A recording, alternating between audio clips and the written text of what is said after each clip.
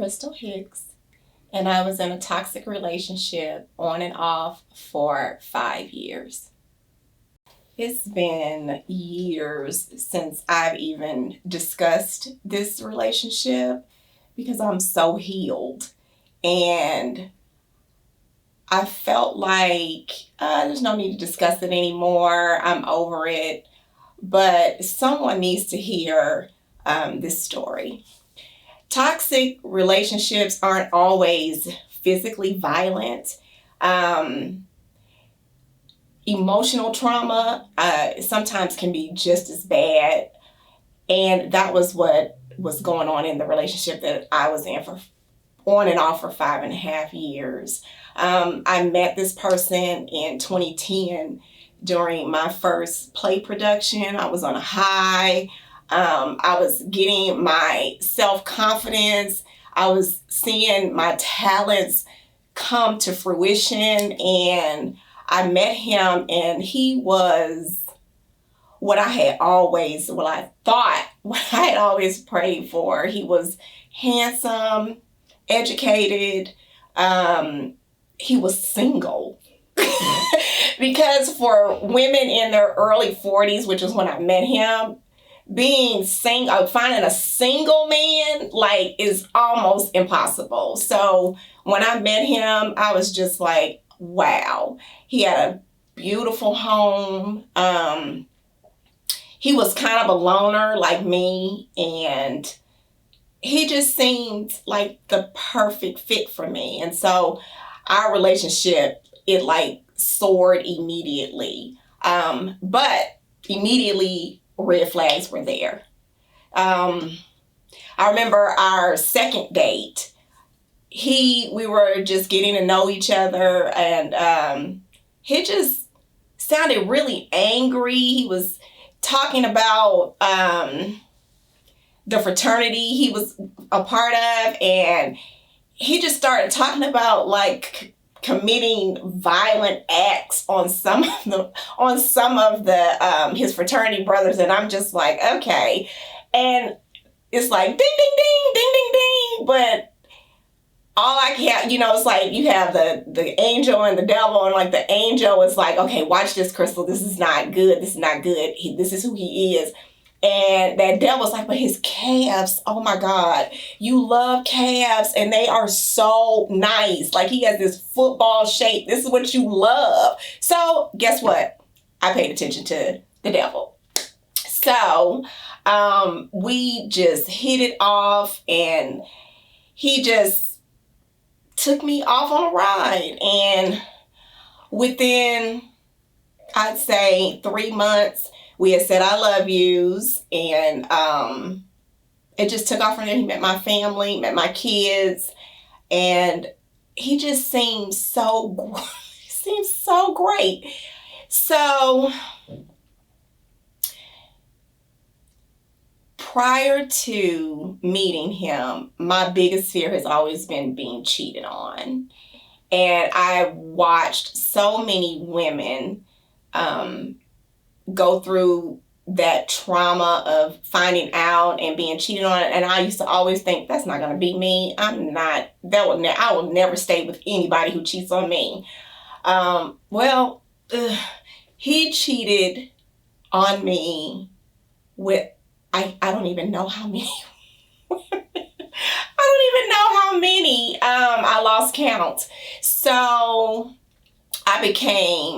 when I found out about the first, he felt like he wasn't cheating because he said he wasn't physically involved with these women. It was just naked pictures and all this stuff, so that's not technically cheating, but my heart felt like a knife had gone through it. So I became a private eye, and I literally spent my days and nights stalking everything. I became a crazy woman. The women that I judged, I became one of them, and it was pathetic. And so I remember one day he had told me he was going to to some kind of meeting or something. And I had been through everything, so I knew that that wasn't the case. So I followed him to where he was going because I found out that he was going to meet one of the young ladies he had been involved with. So I showed up there, and he was so upset with me that he put me out. Like, he wouldn't let me get my stuff. Like, he just literally put me out of the place, the facility, and embarrassed me, and it was awful. And so I went home and I cried and told me never call him again. And so we didn't talk for like 3 months.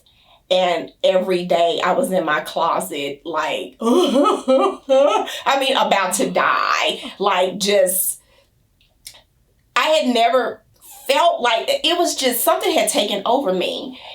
So 3 months later, he sends me a text. He's, and I run right back over there.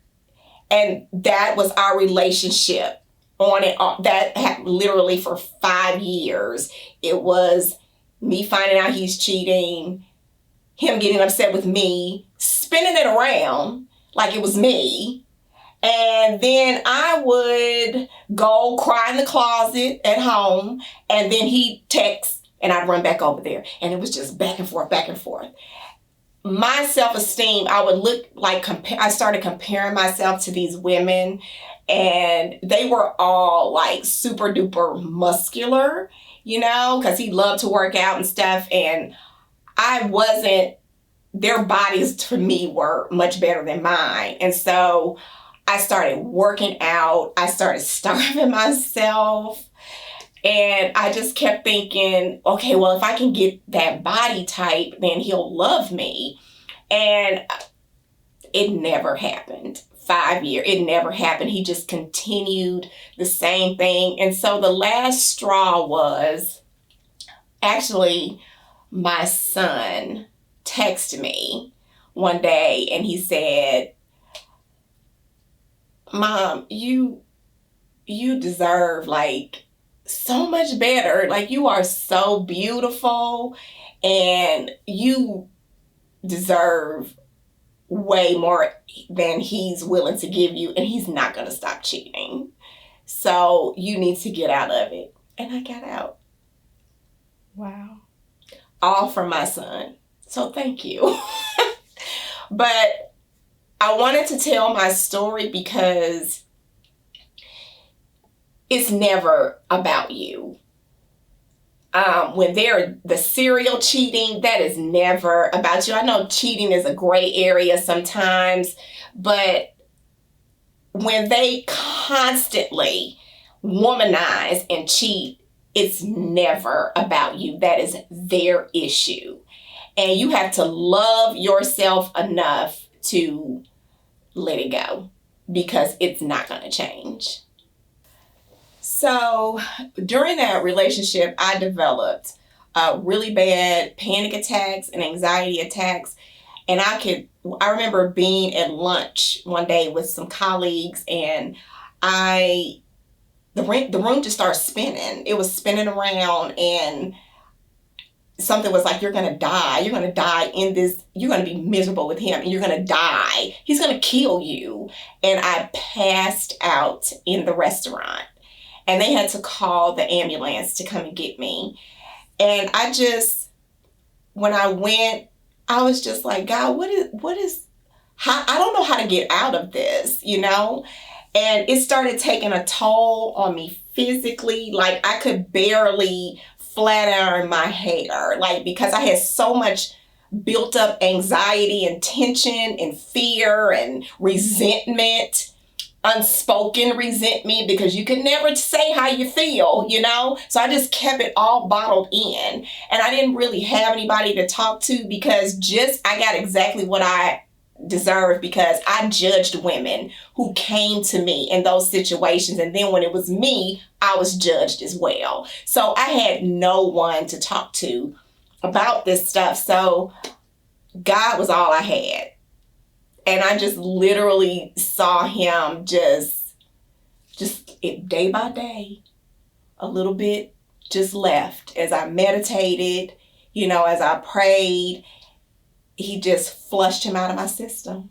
Psalm 139, I am fearfully and wonderfully made, because I felt worthless. I felt like I wasn't pretty enough. I wasn't slim enough. I wasn't fit enough. I was none of, and that scripture brought me back to see how fly I am. Mourning until morning. And that's MOURNING until MORNING. So cry it out, get it out, mourn, but morning, daylight will come. Oh God, you are more than enough.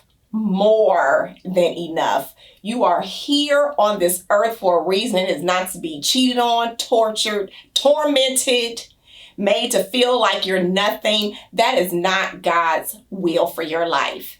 And you can get up and you can get out. Women, we have to stop judging each other.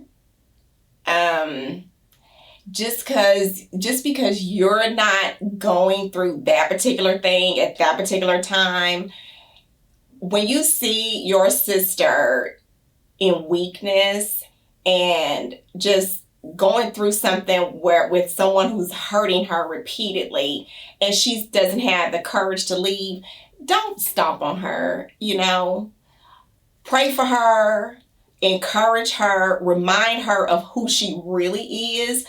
Sometimes we don't want your advice, well, you need to go. We don't, sometimes, because we don't have the strength to leave. So just be there in whatever capacity that she needs you. If she just needs you to sit on the phone and complain and listen to her complain, do that. And while she's complaining, pray. Pray and speak life to her, because we need that. We do. Those of us who have been through this, we need it. My name is Kristol Hicks, and I was inspired to live again.